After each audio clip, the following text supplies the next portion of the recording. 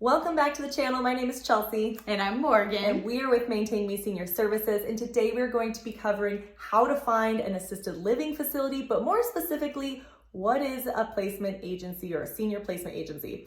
We personally don't love that term, but it is the most commonly used term when you are looking for someone to help you or your loved one transition to independent living, assisted living, and memory care. So the first thing we're going to be talking about is what is a senior placement agency and what do we do? Yeah, that's a great question. So if you or your loved one are looking for an assisted living, independent living, or memory care, a senior placement agent is a person who can or should make recommendations based on your financial situation, your care needs or potential care needs, your location of where do you want to live, and then make recommendations so you're not running all over town looking at places that are inappropriate. You have vetted places that are recommended because they're doing a good job by this person and they know them. They know the places they're recommending to you to consider for yourself or your loved one. Right, that's perfect. And also, the first thing that we get asked every single time is, okay, that sounds great. That's exactly what I'm looking for. How much is it going to cost me? So most commonly, especially here in Colorado, placement agencies, the way that we get paid is it's a percentage of the person's first month's rent. And sometimes it includes care, sometimes it doesn't. The point is that it's actually free for the client or their family member to use us and that the facilities are the ones that are paying us. The second question we get financially about placement agencies are, oh, well, is that going to tack on to the amount of money that my mom or dad are paying? So this isn't like insurance where it's like a total bill and they're just hiding those fees into, say, your moving costs, things like that. Sometimes we will see moving costs change, but it's not usually directly associated with using a placement agency or not. It's usually commonly done for sales purposes of filling their buildings, but it does not charge you any extra. It doesn't limit you. It doesn't limit you, at least with us, with Maintain Me. I will say that, we work with a lot of different places all across from, I guess, more so Castle Rock to Fort Collins. If a place does not work with a placement agency because they have to have a contract, sometimes, people worry that they won't get that option. We believe that you should be able to offer that to anybody and you could do one-time contracts. So just something to think about and something to talk about with a placement agency is, who do you work with and what happens if you don't work with that person? Otherwise, it is the best service ever because the person that you are paying is actually paying for you to get someone to represent you and not the facility. Okay, second thing is when you're shopping for the senior placement agency, we say transition services, we want to tell you the difference between this franchise model versus, more privately owned. Yeah, so a franchise is just like it sounds. There's several franchises out there. The benefit to working with a franchise is they're usually national. So you can see maybe you're living in Texas and you need help for your loved one in California. So you might be able to find a local agent in Texas who can then refer someone in their franchise who does business the same way in Texas. So that's definitely a benefit to it. One maybe limiting option when you're looking at a franchise is they may only do placement. Right. So their main goal is to have you or your loved one move into a community. Right. Now, when you work with a local agency, as Maintain Me is, you will find that they have oftentimes more programs. So there's programs to maybe help you extend your time at home with putting some safety measures in place. Maybe the need is just consulting for a one-time event. You're having a surgery and you need some help. So it's not a need going forward that you would need to move out of your home for, but maybe it's just a respite stay. So working with a local agent, oftentimes you'll find, in summary, that they have more programs to meet your needs versus just, okay, it's time to pack your bags. Right. And now, because we did a con for the other side of a franchise, we'll give you a con for local. Not all local agencies have training programs in place to train the people that they have on. There isn't a ton of regulation around what training you need to have if you're maybe a solo agent. And so asking when you are vetting and you're trying to find that local senior placement agency, which again, we recommend, you're going to ask, how do you pick your people? Or, have they always been in healthcare? How long have you been doing this? And if you haven't been doing this for a long time, what training things have you gone through or does your company offer to bring people on? Here in Colorado, we recognize the CPRS. Help me. Certified Placement Referral Specialist, So, yes. Yeah, so that's a good way to show that there has been some training.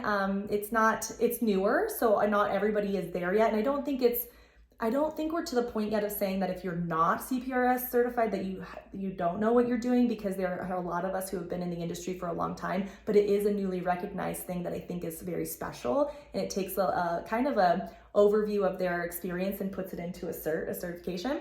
So it is something that we look for. It's a great list to go off of, but that is another thing, is just making sure that if it is a local company, what does their training look like, and then how do they pick their personnel? Okay, Yep. The third thing is local versus online. I'll let you start. Okay, so this is a kind of a loaded one, because a local agent, obviously you're working with somebody who lives in the place where you're searching. They oftentimes know the areas very well, say the cities or towns. When you say, I want to live by the church in Lakewood, they can say, oh, I know where that church is. So it depends on what you want. Online, you may or may not have someone locally in the state you're searching, which means they may or may not have been inside of the communities they're referring. They're primarily using online resources to connect you to what you have told them that your search is.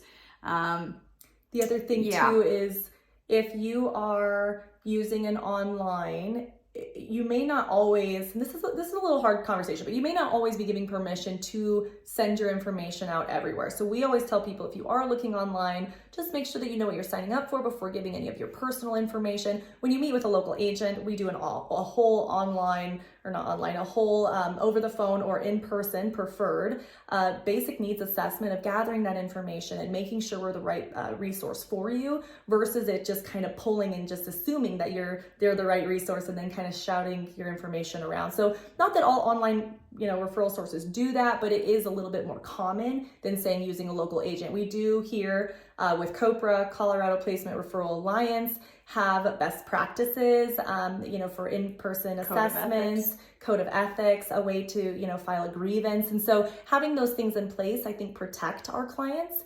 And those of us in the field are very happy to be following them, implementing, changing, and making sure that we're doing whatever we can to protect our protected class.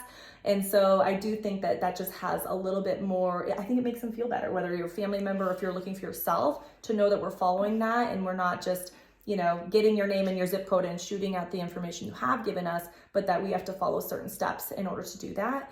Anything else on that? Including getting signed permission. Including getting signed permission. So, already talked about. Online, when just for instance, you're looking online, you're looking for a price. Just one price for one community. You go in that community, you think you're just looking at that community, you give them your name, your phone number, your information, and maybe you answer a few questions. Chances are you have now signed up for an online referral agency and expect the phone to ring. Now, when you're working with a local agent, like we were talking about, especially in the Colorado area, we have a law. It's the Family Choice Law and Family Protection Law.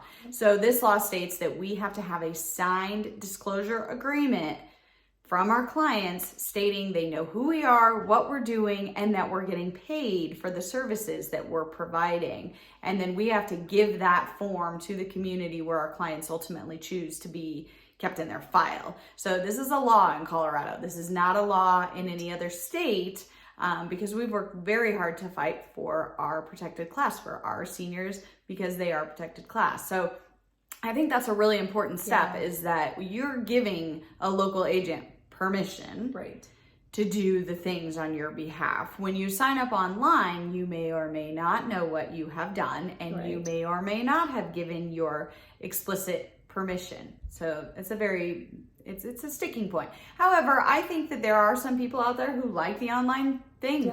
Put my information out there, let the phone ring. That's the way I want to do it. And not to say they're all bad.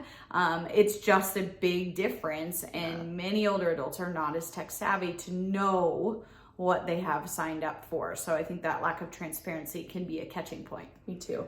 If we go into the next topic, it kind of every topic, actually the two remaining topics are going to tie back into this kind of, local versus online business model. But the next one is appropriate level of care. So this is, we are out there all the time marketing. Usually you will have, a person for each area, and they are building relationships. They're learning, because this is something I learned coming from the hospital. Not all assisted livings are the same. And you can say that's an assisted living, that's an assisted living. But unless you're there and you start talking to the community and you start building these relationships, you actually start to learn as a referral agent what type of clientele they best serve. And then we tie that into the assessment of appropriate level of care. So we're looking at, do they need independent living? Do they need assisted living? Do they need memory care? That's fine. But then we're looking at, does this independent living have additional care things that they bring in so that we can fill the gap between independent living and assisted living? Is this assisted living have a nurse on site that can handle more acuity, the level of care for that person, versus somebody where they're like, we kind of take people who are more independent, even though we're licensed as assisted living because we do medication management only, or whatever it may be. Or is it for memory care? What does that look like as far as, can this person be nonverbal? Do you have resources in place for someone who's nonverbal? Or is it really just that this person would get lost if they were not in a locked community, and we can handle the rest, but they're, fairly independent outside of kind of that recognition of space and awareness. So there's no black and white in that area. And that's something I had to learn coming into the industry. In the hospital, you're like, assisted living, they should all do the same, but they don't. And unless you're in, this kind of ties back into that local versus online. Like, unless you're out there and you're learning and you're getting close enough with some of these marketing people for them to say, that's just not kind of the clients that we take, I think it'd be hard to differentiate. Definitely. It's not information you can get online. No. And it's not even information you can get from directly speaking to a salesperson over the phone. So it's very nuanced, and like Chelsea said, it's not black and white. It's so gray. Gray. The only way that I am learning, as much as I'm learning to be as useful for my clients as I can be, is by experience. It's something that it can't really be taught unless you've already gone through it and seen the pitfalls and had that experience to say, okay, got it. Yep. Next time, maybe that wouldn't be a place I'd Maybe recommend. we won't do that. Right. Yeah, that's exactly right. And places change. Oh my gosh. Yes. That's a huge thing too. It may be beautiful and brand new when they open and they're rocking and rolling and they have great staffing. And then a few months in, the management changes. And now new rules, it's a whole new building and everything is different. Yeah. So that level of care can change on a drop of a dime with the management change, for sure. Definitely. All right, the fifth one, I'll kind of let you start this off, is that, it's not just about level of care. We didn't talk a lot about quality, but when you're working with a placement agency, one very, very important piece of what we do is this financial assessment and tracking those things. Yeah. So like Chelsea said, a financial assessment. What can you afford? And can you afford it long term? Mm-hmm. Is there a need to maybe liquidate some assets that you hadn't previously thought about to help you afford it for long term? Mm-hmm. Is there a way to make your money work for you in this instance? Or are your resources very limited? Maybe a small Social Security each month and a very small sum in savings, mm-hmm. and that's it. Right. And you need all your care covered with that. We're going to help you look at, well, then we have to look at a community that offers what we call a spend down. And we've talked about this in some of our other videos. Spending down in that community, paying the market rate, spending through the resources that you have in order to qualify financially for Medicaid or a Medicaid program, and also for the building to say, the community to say, yes, I will, now that you have met such threshold paying privately that's predetermined by that community, we will now accept Medicaid as your payer or a PACE program as your payer. So that's just a little snippet of finances. I'm sure. And just the last one, it can change like that. There's no, requirement that you have to provide a spend down option. There's no requirement to say how long of the private pay spend down that you have to do through the state anyway. So each individual building will decide that, or company. And then, keeping up with the changes and making sure that we're transparent. Like, maybe there was a buyout of that community and the new owners have no intention of continuing to offer a spend down, but that community has been known to have a spend down for 20 years. If you're not local and you're not hearing kind of the word on the streets, right? Of I don't know, they might take away this program. To us, we might not know the exact answer during that transition, but you better believe we're going to say, hey, I don't know if we can rely on that. Is this something that we're willing to, put all of our, money in? Are we going to do that? Are we going to take that risk? Or are we going to go to something that's a little bit more secure? So that comes back again, like I said, on the third thing that we talked about with like being online versus local. So, all right, we have talked about 5 really heavy things, obviously, about finding an assisted living facility, and we can go on and on forever. However, if you have questions, please feel free to give us a call on our phone number down below. Give us a thumbs up if you like this video. When you give us thumbs up, it really shows us which content you're most interested in. So if you like this and you want to know more about these things, we can dive in more. Give us a thumbs up. Hit the notification bell down below, because we put out a video a week trying to inform anybody out there who is going through this transition or maybe caring for a loved one who is, so that we can provide you all the knowledge that you need to make good decisions and have a good quality life. So until next time. Thank you. Bye-bye. Bye.